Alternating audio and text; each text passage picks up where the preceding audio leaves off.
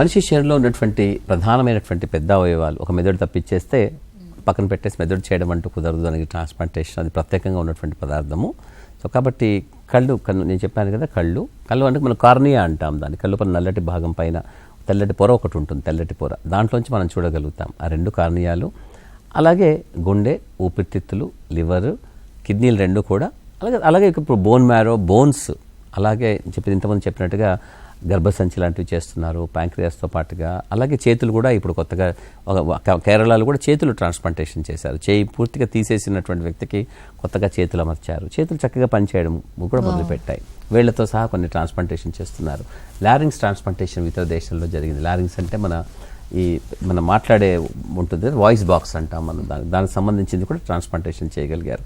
ఇలా రకరకాల అవయవాలని, దాదాపుగా 11 అవయవాలను కూడా మనం ట్రాన్స్ప్లాంటేషన్ చేసుకోవడానికి అర్హతగా మనం భావిస్తున్నాము. దీనికి కొంచెం ప్రత్యేకమైనటువంటి ఎక్స్పర్టీస్ కావాలి.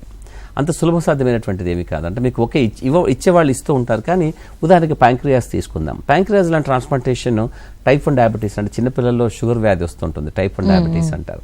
అటువంటి వారికి, డయాబెటీస్ ఉన్నటువంటి వారికి ట్రాన్స్ప్లాంటేషన్ ప్యాంక్రియాస్ కావాల్సి వస్తుంది. కానీ ప్యాంక్రియాస్ ట్రాన్స్ప్లాంటేషన్ కొంచెం ప్రత్యేకమైన పరిస్థితుల్లో ప్రత్యేకంగా శిక్షణ పొందినటువంటి వాళ్ళు మాత్రమే చేయగలుగుతారు. అదొకటి. రెండవది, ప్రతి ఒక్కరు కూడా ఇంతకుముందు మొదట్లో ఉపోద్ఘాతంలో చెప్పినట్టుగా ప్రతి మనిషి వాళ్ళకి భిన్నమైనటువంటి శరీర తత్వాన్ని కలిగి ఉంటాడు. ఆ శరీరతత్వము అది జన్యుపరమైన నేపథ్యంగా ఏర్పడుతుంది. కాబట్టి వేరే వాళ్ళని తొందరగా నావి అని చెప్పి ఒప్పుకోవడం అంటూ జరగదు. ఇక్కడ హార్ట్ కానీ, లివర్ కానీ, లంగ్స్ కానీ మార్చిన తర్వాత కొన్ని సందర్భాల్లో వాళ్ళకి చాలా కష్టమైన సందర్భాల్లో అవి రిజెక్ట్ అవ్వబడుతున్నాయి. దానివల్ల చాలామంది తిరిగి బాగా కోలుకోలేకపోతున్నారు. అతి కోలుకున్న వాళ్ళు ట్రాన్స్ప్లాంట్ చేసుకున్న తర్వాత కొంచెం కష్టమైనటువంటి జీవితాన్ని గడపగలుగుతున్నారు. బహుశా అన్ని ట్రాన్స్ప్లాంటేషన్లకు వల్ల కిడ్నీ కొంచెం సులభ సాధ్యమైనటువంటి ట్రాన్స్ప్లాంటేషన్. బహుశా దానికి సంబంధించినటువంటి సైన్స్ చాలా గొప్పగా పెరగడము, మందులు చాలా సులభంగా తయారు చేసుకోబడ్డము, దానికి ఉన్నటువంటి పద్ధతులు చాలా సులభంగా ఉండడం వల్ల కిడ్నీ ట్రాన్స్ప్లాంటేషన్ చేసుకున్న వాళ్ళు మిగతా వాళ్ళ కంటే కూడా చాలా ఎక్కువగా ఉన్నారు.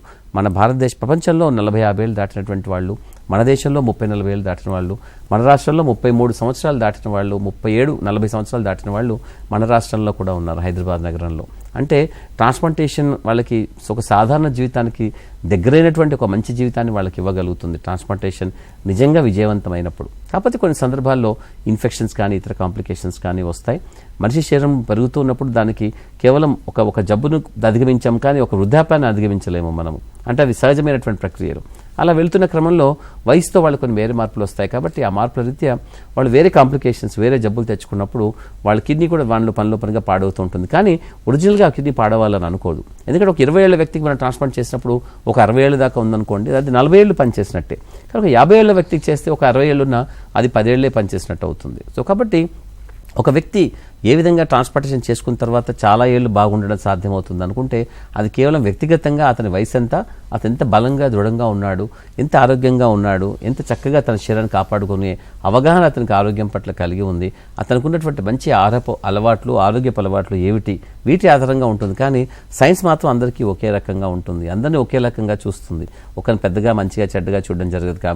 కాబట్టి తప్పనిసరిగా ఎవరైతే ట్రాన్స్ప్లాంట్ చేసుకోవాలనుకుంటారో వాళ్ళు వ్యక్తిగతంగా శారీరకంగా బలంగా దృఢంగా ఉండడం మాత్రం వాళ్ళకి అవసరం అవుతుంది.